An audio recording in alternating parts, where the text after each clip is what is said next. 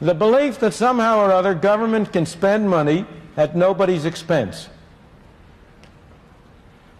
I don't know how many of you have ever heard of a wonderful description of government that was made by a French economist by the name of Frederick Bastiat about 150 years ago. He said, "Government is that fiction whereby everybody believes that he can live at the expense of everybody else." And that is the free lunch myth. The myth that somehow or other government can provide goods and services, can spend money at nobody's expense. Now, the particular form which that myth takes is very specific. It has two parts.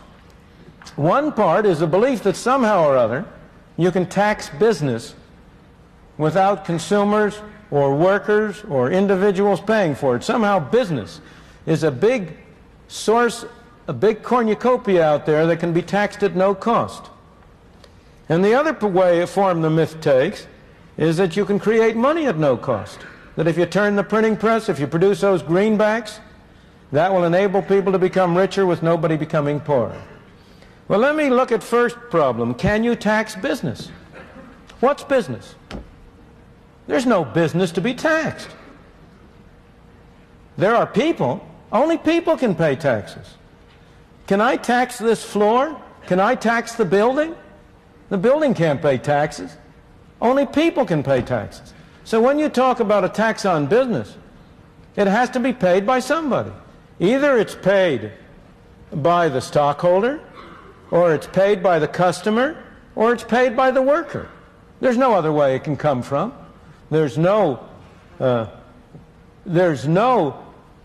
Santa Claus, no tooth fairy that's going to provide a source by which the government can spend money that doesn't come from somebody. Somebody has to pay. And yet, over and over again, you hear the claim, oh, we must not increase taxes on individuals, we'll increase taxes on business, in connection with the current discussion of Social Security. This fiction arises. There is a fiction that the Social Security tax is half on the individual and half on the employer. That the individual only pays 5.75%, the employer pays an equal amount. That's nonsense. That's bookkeeping. That's not economics. That's not reality. The part that the employer pays is part of his wage cost.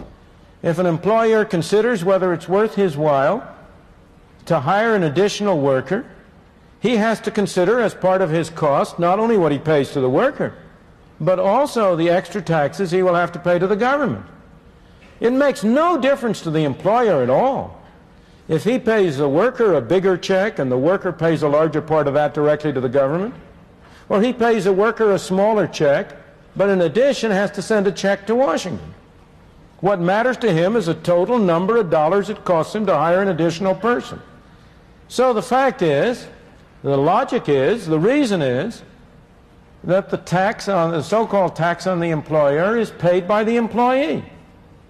Now, this has always been clear from economic reasoning, general economic reasoning, but it has also been subjected to empirical test. And a book even from that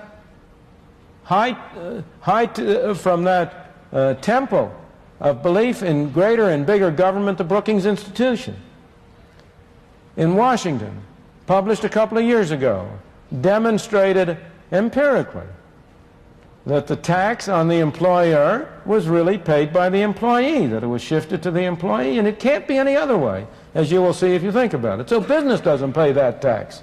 And yet, despite this, you have the great move in Congress right now in remedying the problem of Social Security to impose a larger fraction of the tax on business on the alleged grounds that somehow or other that spares the worker. It doesn't have any such effect. It reduces the incentive to hire people and thus is imposed on the worker.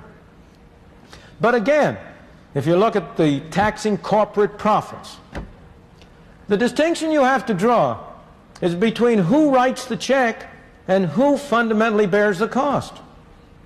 It may well be that an official of a corporation writes the check for the tax on profits, so-called profits. He writes the check, but who pays it? He doesn't pay it. Here is a poor fellow who may be earning a modest competence. He may be writing a check for $10 million. That isn't coming out of his hide. Where's that $10 million coming from? It has to come from the proceeds of the goods and services which the enterprise sells. And that $10 million is $10 million less available either for cutting prices or for paying out dividends or for paying wages and salaries. The tax is borne by people. And for this reason, I must say, I have always myself been strongly in favor of eliminating altogether the tax on corporations. So it's open and above board that you are taxing people, and that you do not conceal that fact by appearing to tax corporations. Well, again, with respect to money, can you print money at no cost? It's very cheap to turn out those pieces of paper. But does that get society something for nothing? Not at all. It's simply a different form of taxation. If you print money, people have more money to spend. If they spend more money on the same amount of goods, prices go up. And in effect, everybody is paying a tax through inflation. Once again, it's only a form of taxation.